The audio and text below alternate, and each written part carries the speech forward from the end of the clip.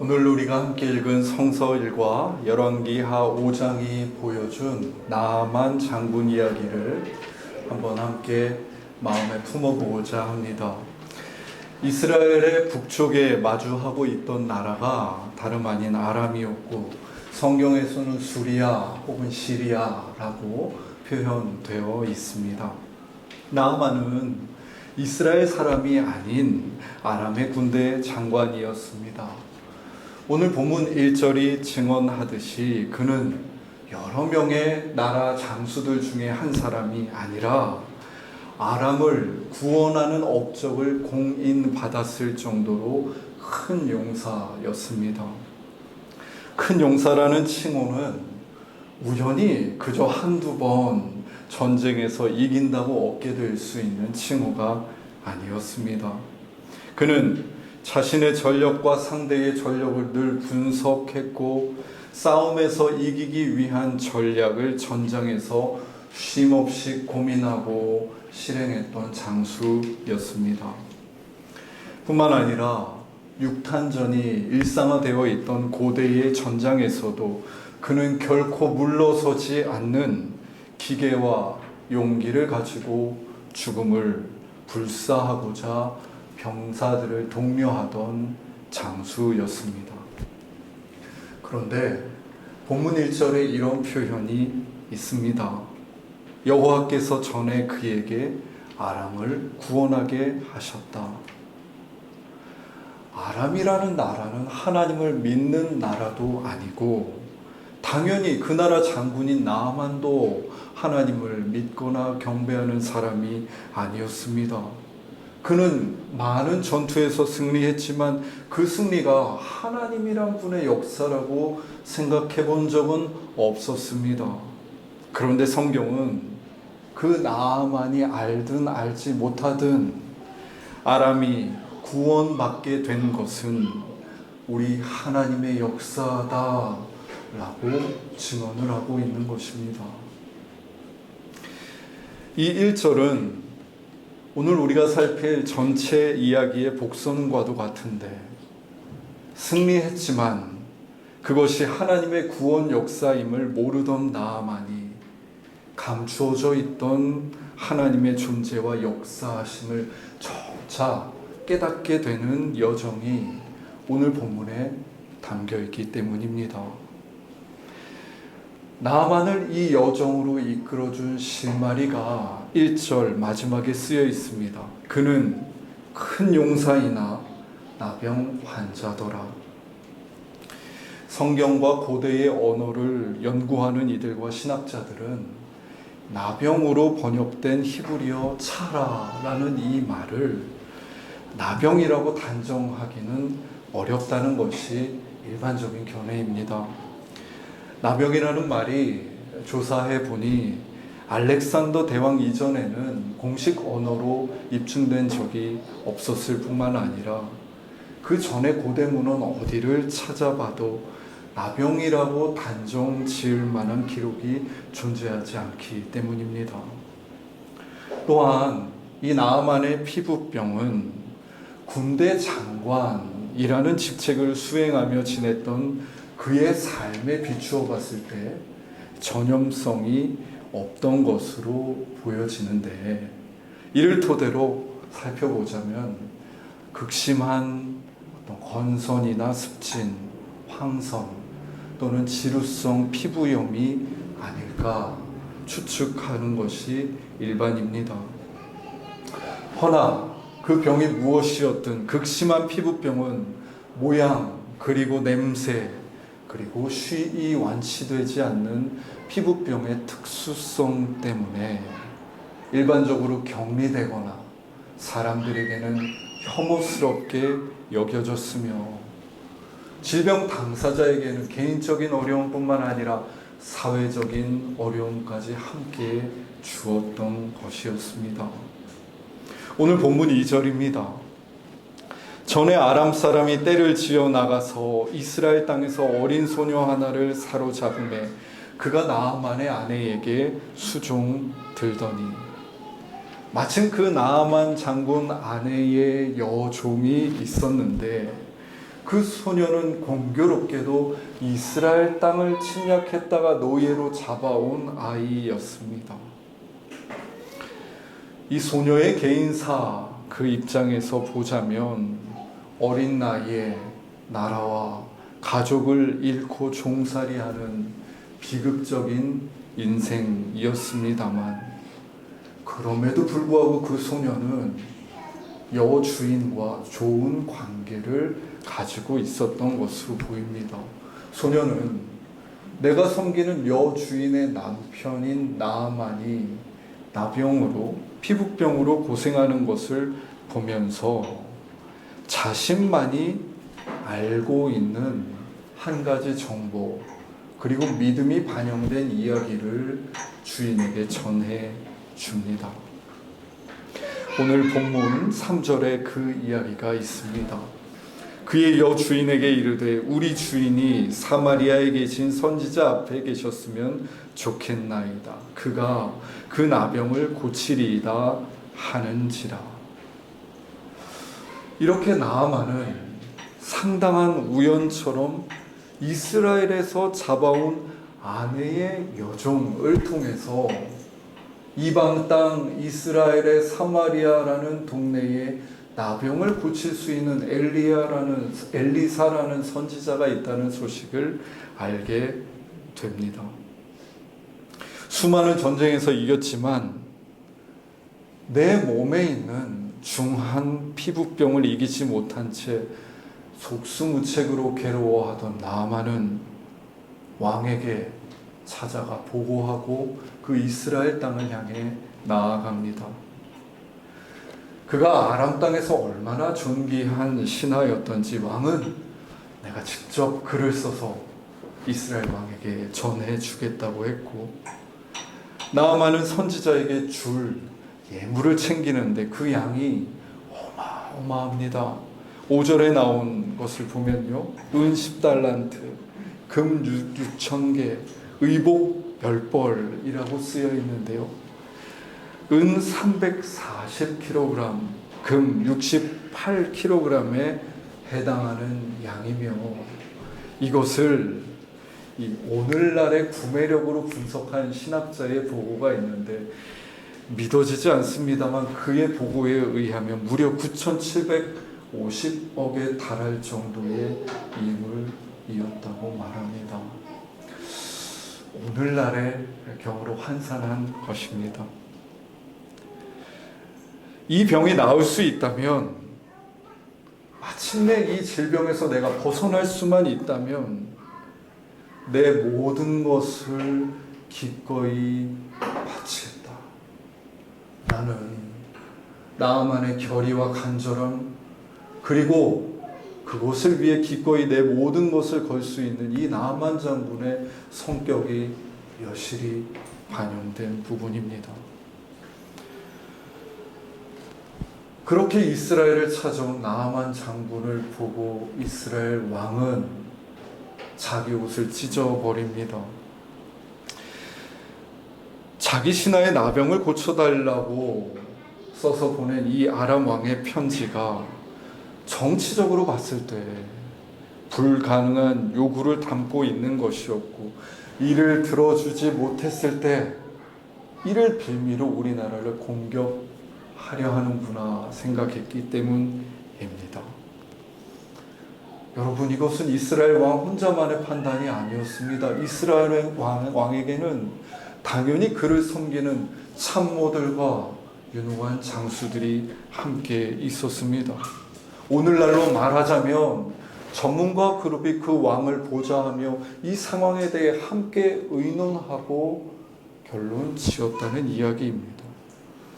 그럼에도 불구하고 저들의 전문적이고 정치적이고 외교적인 판단은 나아만의 진심을 완벽하게 오독하고 허방을 짚고 맙니다.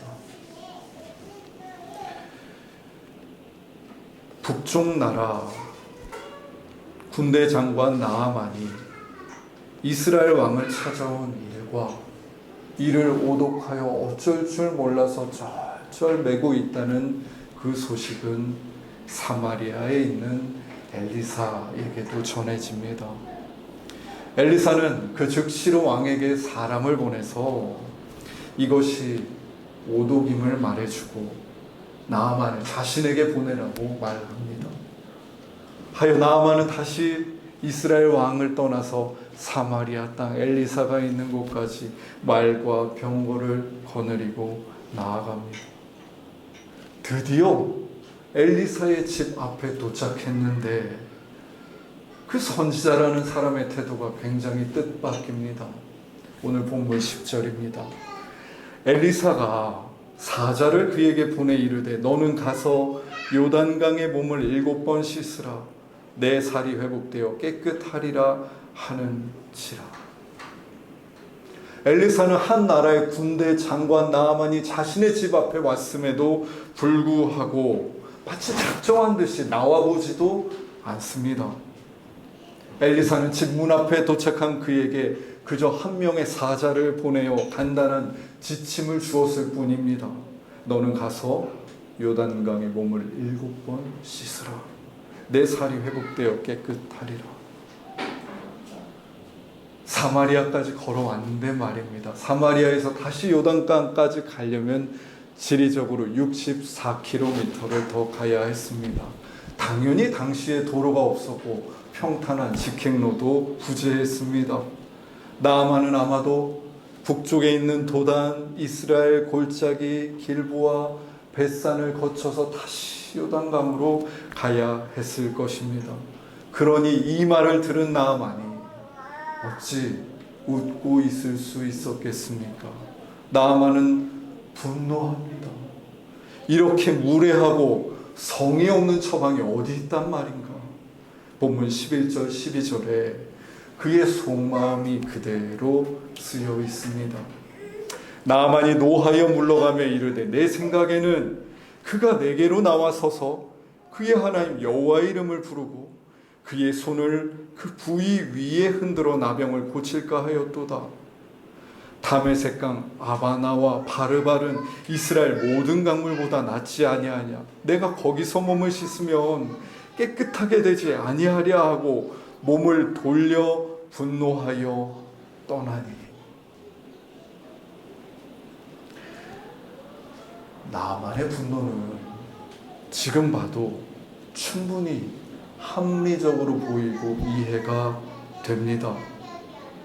선지자의 등장과 손 내밈도 없고 자세한 설명도 없이 대뜸 지침 하나 하다라는 이 상황을 어떻게 쉬이 받아들일 수 있었겠습니까? 여러분, 오늘날에도 치유 현장에는 늘 드라마 같은 축사, 회복, 그리고 환희가 존재하는데 말입니다. 제가 신학교 다닐 때 장로회 신학대학교라는 아주 좋고 건강한 학교였습니다. 그런데 그 장신대에서 매일 체프를 드린데 한 날은 저 인천 주안교회라는 큰 교회 목사님께서 오셔서 설교를 해주시기로 하셨습니다. 기대하고 채플실에 앉아 있는데 목사님이 설교하기 전에 당신께서 사역하신 영상을 보여주시겠다고 하며 5분 정도 되는 영상을 틀어주셨습니다. 제3국에서 치유사역을 하셨던 영상을 보여주신 것이죠. 그 영상을 보고 정말 깜짝 놀랐습니다. 딱 이 나아만의 기대와 완벽하게 일치하는 모습들이 그 영상 안에 모두 다 있었습니다. 목사님은 수천 명의 회중 앞에 서셔서 아픈 자들은 나오시오 라고 당당하게 말했고, 정말로 저는 자 안진뱅이들이 부축을 받아서 나오더니 그들에게 목사님이 손을 얹고 크게 기도하시고 난 뒤에 일어나라, 눈을 떠라 외치니까 정말 그들이 눈을 뜨고 일어났습니다. 춤을 추고 환희하기 시작했습니다. 열광, 찬양의 도가니가 된 것이지요. 2000년이 지나도록 지속되고 있는 치유의 기본 논법이 이것입니다. 그런데 지금 저 엘리사 선지자가 내린 치유 지침은 심심해도 너무 심심하고 일상적인 것이었던 것입니다. 분노는 이 마음을 협소하게 만들어서 상황이나 가능성을 더 보지 못하게 하지요. 그리고 날카로운 말과 행동을 앞세우게 합니다. 나아만은 화가 나서 뒤돌아 아람으로 돌아갑니다. 그 먼 땅 아람에서부터 사마리아에 이르기까지 말과 병거와 그 무거운 예물들을 싣고 동행했던 나아만 종들의 마음도 그 순간 착잡했을 것입니다. 그런데요, 다름 아닌 나아만과 동행했던 그 종들이 나아만에게 말을 걸어옵니다. 본문 13절입니다. 그의 종들이 나와서 말하여 이르되 내 아버지여 선지자가 당신에게 큰 일을 행하라 말하였다면 행하지 아니하였으리이까 하물며 당신에게 이르기를 씻어 깨끗하게 하라 함이리이까 하니 종들의 말이 오히려 냉철하지요. 엘리야가 기대와 달리 무례했던 것은 사실입니다. 주인이요, 그의 처방이 우리가 아는 치유의 기본 논법을 벗어난 것도 사실입니다. 그런데 요단강에서 몸을 7번 씻는 처방이 너무 쉬워 보이고 하잘 것 없어 보인다 하여 이것조차 하지 않고 돌아가는 것은 아닌 것 같습니다. 종들이 충심을 전한 것입니다. 아버지요 라고 주인 앞에 엎드려서 말입니다. 분노한 상황입니다만 기꺼이 자신에게 충원을 구하는 종들의 말을 받아들여서 내 생각과 뜻을 돌이키는 나아만의 이 찰나는 오늘 본문에 나타나는 가장 빛나는 회심의 순간입니다. 요단강에 이르도록 64km를 걸어가며 그들의 마음은 조금 불편하고 착잡했을 수 있지만 마침내 그 요단강에서 7번 몸을 잠그고 그의 피부병이 회복되었을 때 저들의 마음은 시편 30편 11절과 다르지 않았습니다. 주께서 나의 슬픔이 변하여 내게 춤이 되게 하시며 나의 베옷을 벗기고 기쁨으로 띠우셨나이다. 이 사건을 계기로 하나님을 알지 못했던 나아만은 춤을 추며 구원하시는 하나님의 존재가 있음을 자각하게 됩니다. 그는 엘리야에게 돌아와서는 이렇게까지 고백합니다. 내가 이제 이스라엘 외에는 온 천하에 신이 없는 줄을 아나이다. 나만이 지금 누리는 이 기쁨은 단지 현재에 머물지 않고 이제 그의 과거와 미래로까지 확장될 것입니다.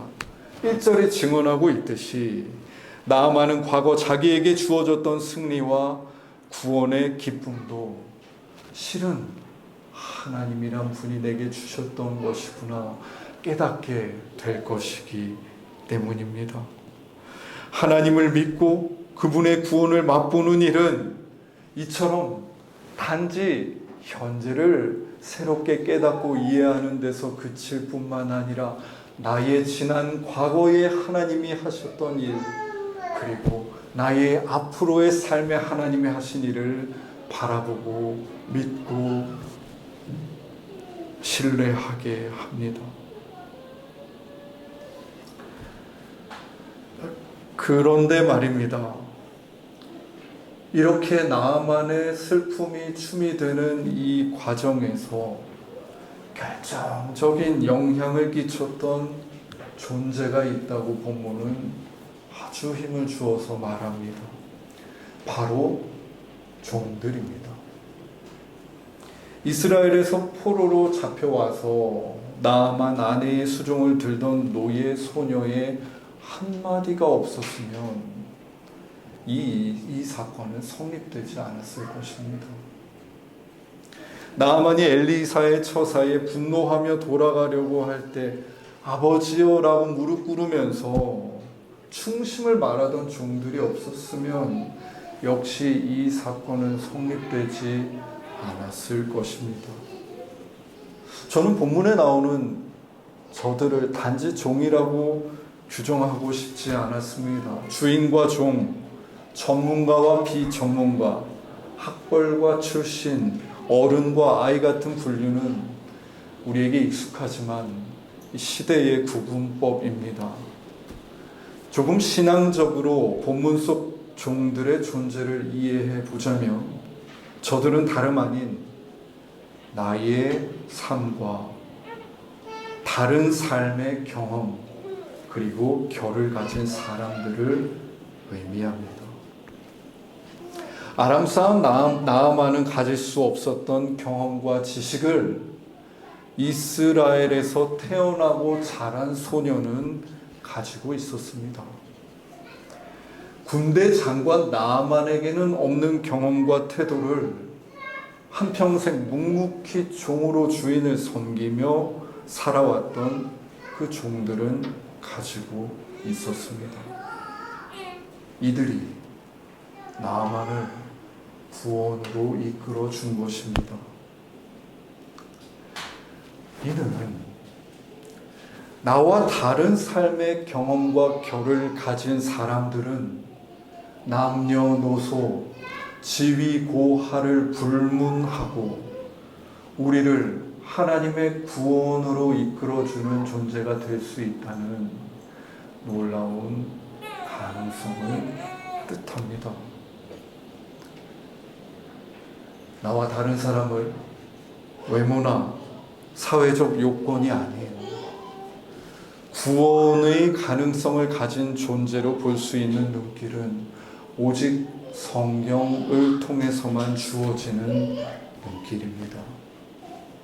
여러분, 이것이 우리 그리스도인들이 서로를 바라보고 또 이웃을 바라보며 나와 다른 삶, 다른 존재를 바라보는 눈길이 되어야 합니다.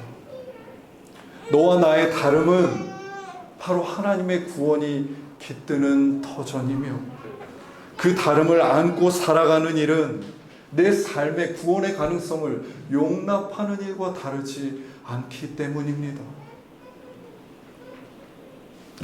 하나님이 사랑하시는 수가족 여러분, 여러분은 나와 다른 삶의 경험과 결을 가진 이들이 구원의 결정적인 가능성을 줄 수 있다는 이 이야기를 들으며 누구를 떠올리셨습니까?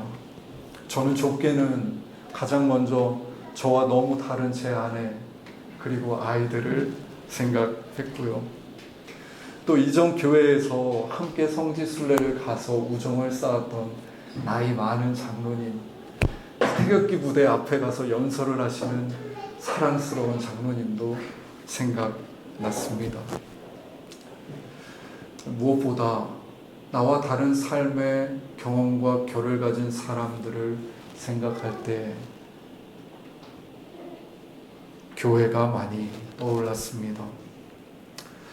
에덴 동산의 그 순수한 기운을 여전히 그대로 전해주고 있는 우리 아이들, 발달 장애로 50년 넘게 피터팬 같은 눈길로 살고 있는 우리 상길 형제님, 그리고 교회가 아니면 만나지 못했을 전혀 다른 삶의 자리와 경험과 결을 가진 여러분이 생각났습니다.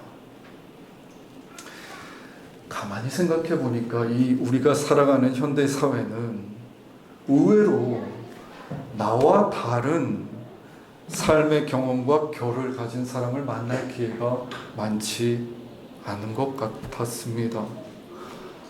학벌과 나이와 경력을 따라서 열심히 살다 보면 점차 비슷한 세대, 비슷한 일, 비슷한 경제적, 사회적 상황에 놓인 이들과 살게 되기 때문입니다.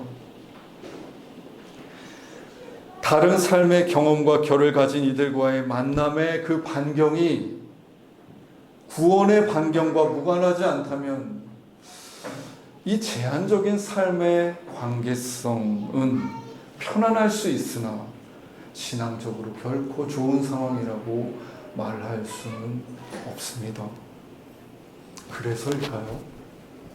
초대교회 시대부터 남녀노소 지위고하를 막론하고 교회는 예수를 그리스도로 믿는 이들이 한 믿음으로 모여 한 식탁에서 먹고 마시던 공동체였습니다. 2000년이 넘는 역사 동안 이 교회를 통해 하나님은 당신의 구원을, 뜻을 이 땅 가운데 이뤄오고 계셨습니다. 교회는 공간이나 건물이 아니라 바로 이렇게 다른 삶과 결을 가진 우리들 아니겠습니까? 예수 그리스도를 믿는 믿음으로 서로를 나를 향한 구원의 가능성으로 바라보는 우리들이 참된 교회입니다. 여러분, 반드시 옆을 한번 바라보십시오. 주위를 둘러보십시오. 하나님이 굳이 이 비대면 시대에 개인주의가 이제는 근본적인 삶의 태도가 된 시대에 이렇게 다른 인생들이 한 자리에 모여 예배하게 하신 데에는 아주 오래된 뜻이 있는 것 아니겠습니까? 당신의 구원을 서로를 통해 이루어가시고 참 하나님이 누구이신지 우리 각 사람과 가정에게, 우리 공동체에게 나타내시고자 하시는 그 뜻 말입니다. 서두르지 않으셔도 좋습니다. 천천히 내 속도에 맞게 관계를 가져가시면 좋겠습니다. 다만 우리가 같은 시간 한 공간 안에서 예배를 드리고 또 인사를 나누고 안부를 묻고 이름을 물을 때 서로를 향한 마음에는 빛나는 호기심과 기대가 어려 있으면 좋겠습니다. 이 만남이 하나님께서 나를 구원하시기 위해 허락하신 가능성이며 이끄심 안에 있다는 것을 믿으면서 말입니다. 전혀 다른 삶의 맥락과 경험과 결을 가지고 한 하나님을 예배하게 하신 주님께 감사합니다. 그분 안에서 우리 안에 담겨있는 그 뜻을 함께 우리는 찾아갈 것입니다. 기도하겠습니다.